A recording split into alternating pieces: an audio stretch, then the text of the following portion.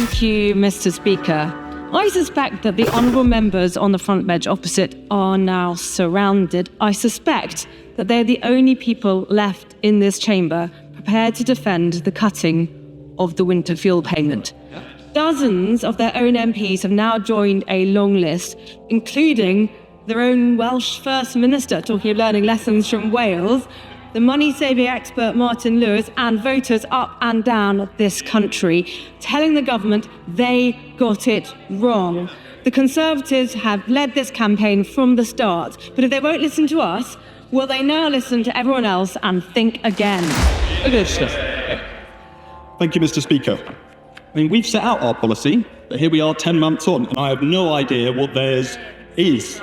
I'm not even sure that the members opposite know what their policy is. For all the shouting, there is no promise to reinstate the universal winter fuel payers.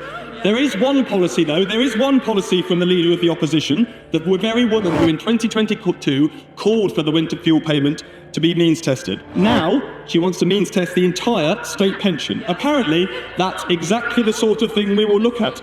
She thinks that's bold policy making. It's not. It's bonkers. Also with no responsibility for the opposition. That's the good news for it, Helen Whately.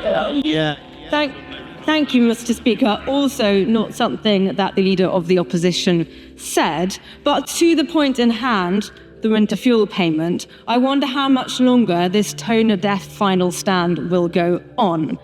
And every time they talk about winter fuel payments, they actually make out that they had no choice. And that is simply not true. Yeah. To govern is to choose. At best, this was only ever going to save $1 billion or so. But they're spending $8 billion on setting up an energy company, and the cost of asylum hotels is going to rise to $15 billion under Labour. This has always been a choice, and the wrong one. Can he guarantee that next winter, every single one of the 750,000 poorest pensioners who missed out on the winter fuel payment this year will receive it? Minister.